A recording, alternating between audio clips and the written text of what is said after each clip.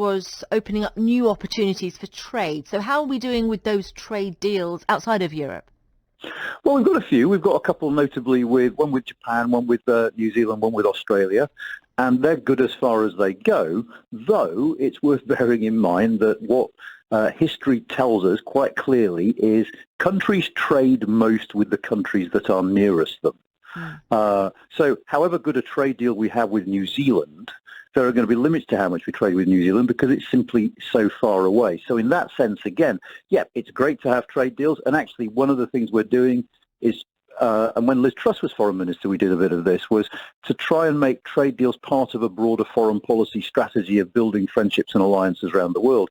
But I don't think they're going to compensate for the trade that we're losing as a result of the trade barriers with the European Union simply because of geography and distance.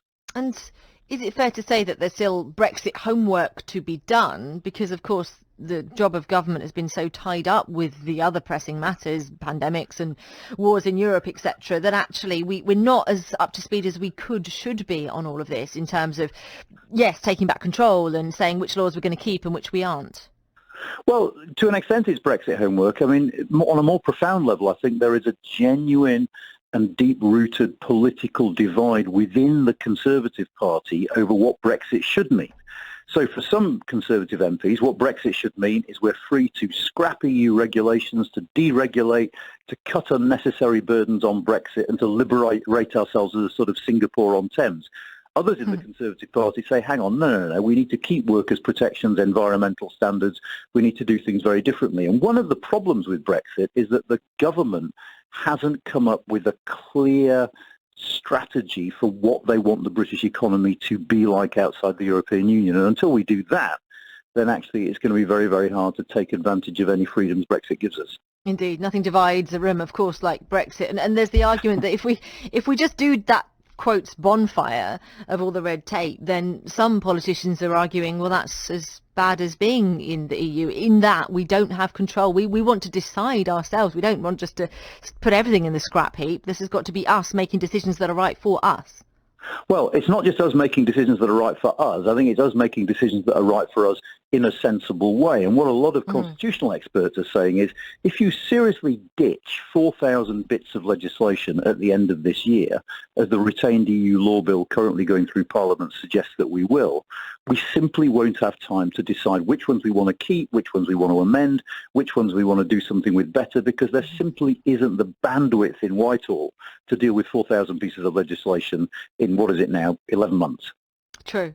Is there an unforeseen benefit in all of this, Professor, that a lot of people who weren't very interested in politics before all of this actually found themselves quite hot under the collar and will now be more likely to vote, perhaps, more likely to follow political developments? I mean, I'd say two things, actually. Firstly, yes, you're absolutely right. One of the most amazing and most positive things about the referendum back in 2016 was the level of engagement of the public. So we did a lot of travelling around the country, and if you were on a train, if you were in a pub, if you were in a restaurant, quite often you'd hear people talking about the referendum. And I think that sort of engagement has to be a good thing. It's tailed off a little bit. There was a spike in interest in politics. You know, if you think back to those parliamentary debates of 2019, there was a week in January of 2019 when the ratings for BBC Parliament exceeded those for MTV. I mean, you know, hasn't happened not normal, since. but I think it's good that people are interested. The second thing is that Brexit has changed our political debate. So one of the things we spend a lot of time talking about now is inequality, is levelling up, is the difference between richer and poorer parts of the country. That's something we weren't talking about on the 22nd of June 2016. So Brexit hasn't just got people interested in politics, it's got people talking about things they weren't talking about beforehand. So it's shaped our political debate, I think. Yeah, it's a very good point, very interesting. Listen, Professor, always fascinating to talk to you. Thank you for your expertise this morning. Before you go, a rather frivolous question, if I may, but we're also discussing the wearing of shorts all year round, as we've seen quite a few people do here in Kent. Is that something that you would consider?